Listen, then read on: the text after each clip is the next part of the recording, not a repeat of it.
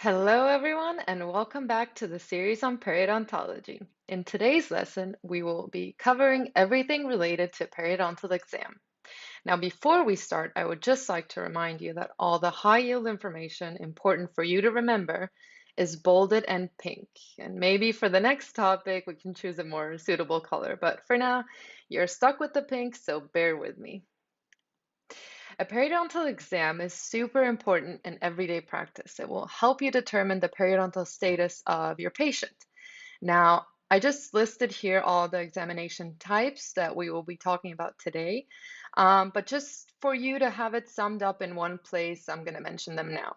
So we will be talking about probing pocket depth, bleeding on probing, gingival recession, clinical attachment loss, alveolar bone loss, mobility, furcation involvement, and separation. Now let's jump